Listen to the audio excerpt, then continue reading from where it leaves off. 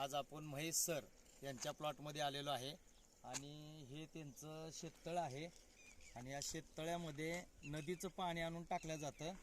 त्या नदीच्या पाण्यामध्ये शेवाळ घाण भरपूर आहे आणि त्याच्यासाठी आपण जो 1 लाख लिटरचा जो फिल्टर आहे त्याचं आपण माहिती पाहणार आहोत। तरी पाण्याचं जर बघितलं तर आपण हे अशा प्रकारचं पाणी आहे आणि आपण आता फिल्टरकडे जाऊया। हे त्यांचं शेत आहे, त्या शेतामधून आपण इथं जे फिल्टर बसवलं आहे त्याची आपण माहिती बघूया। आपण आता 1 मिनिट फिल्टरकडे जाऊया आपण आता।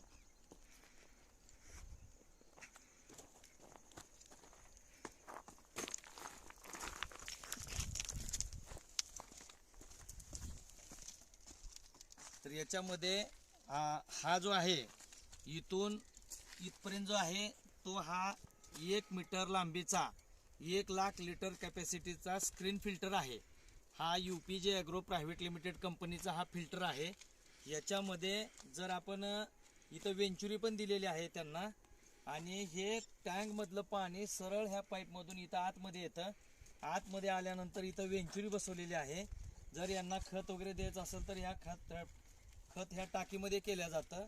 टाकीमध्ये ह्यातून आपल्याला हा कॉक फिरवला की टाकीमध्ये पाणी पण घेता येतं खत बनवण्यासाठी आणि ज्यावेळेस आपण हा कॉक बंद केला की पाणी बंद होतं। ज्यावेळेस आपल्याला वेंचुरीमधून ह्या टाकीतलं खत पाठवायचं आहे त्यावेळेस हा कॉक चालू करायचा आणि इथं जो आपण 4 इंची कॉक दिलेला आहे हा हळूहळू हा कमी कमी करत गेलं की ह्याच्यामधलं टाकीतलं पाणी वेंचुरीमध्ये येऊन वेंचुरीमधून खत ह्या पाईपमधून फिल्टरमध्ये फिल्टर होऊन ये पुढं अशा प्रकारे इकडं यांचं सेंट्रलायझेशन केलेलं आहे। यांचा ऊस आहे, डाळिंब आहे, त्यामुळं त्यांना फील्डमध्ये वाल न जाता एका ठिकाणी वाल दिलेले आहे। त्यांना जर फ्लडनं पाणी द्यायचं तर हा वाल वापरतात।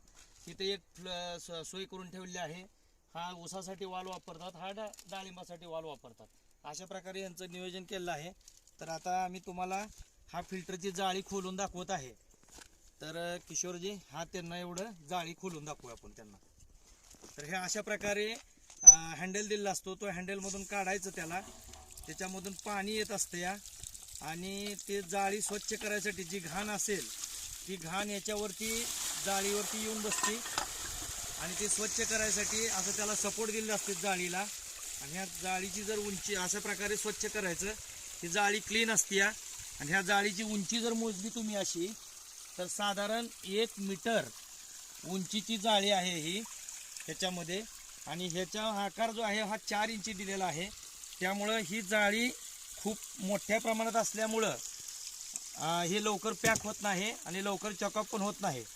तर अशा प्रकारे आपण एक सँड फिल्टरला थोडासा पर्याय म्हणून आपण याचा वापर करू शकतो। आता हे तुम्हाला जाळी कशी बसवायची दाखवतो आम्ही। त्याच्यामध्ये अशा प्रकारे सपोर्ट असतो ह्याला, हा सपोर्ट ह्याला घासू नये म्हणून ते बसवलेलं असतं आणि हे टोपण त्याला बंद केलं आणि त्याच्यावर हँडल आवळला की हे पॅक होऊन बसतंय। तर अशा प्रकारे ह्याच्यामध्ये याला आपण इथं 2 प्रेशर गेज पण दिलेले असतात। त्या प्रकारे इथं आणि इथं ज्या वेळेस आपण फिल्टर चालू करतो त्यावेळेस आपला जर फिल्टर पॅक झाला असेल तर इथलं प्रेशर वाढतं आणि इथलं प्रेशर कमी होतं। त्यावेळेस आपण समजायचं की बाबा हा फिल्टर धुण्यासाठी आलेला आहे। त्यामुळं मग इथलं प्रेशर वाढलं की आपण फिल्टर खोलायचा आणि धुवून स्वच्छ करून टाकायचा। साधारण एवढ्या ह्या पाण्याला 1 ते 2 दिवस फिल्टर धुवायची गरज नाही असं त्यांचं म्हणणं आहे। तर अशा प्रकारे आपण हे जे फिल्टर आहे तर हे फिल्टर मोठी कॅपॅसिटी असल्यामुळं म्हणजे लवकर प्रेशर ड्रॉप होणं, फील्डमधलं प्रेशर कमी होणं, हे जे प्रॉब्लेम असतात मोटर मोठी आहे आपली आणि पाणी जर इथं फिल्टर लहान टाकला तर हेड लॉस वाढतो आणि मोटरीवरती लोड राहतो। त्यामुळं फील्डमध्ये पाणी मिळत नाही किंवा फील्डमध्ये जे आपल्याला 1 kg प्रेशर पाहिजे असतं लास्ट एंडला ते प्रेशर मिळत नसल्यामुळं आपलं फिल्टर हे मेन कारण आहे। तर माझी अशी विनंती आहे सर्वांना की बाबा फिल्टरची कॅपॅसिटी सगळ्यात मोठ्यात मोठी असावी व आपला हेड लॉस कमी असावा असं मला वाटतं। तरी सर्व शेतकरी बंधूंनी ह्या फिल्टरचा उपयोग करावा असं मला वाटतं।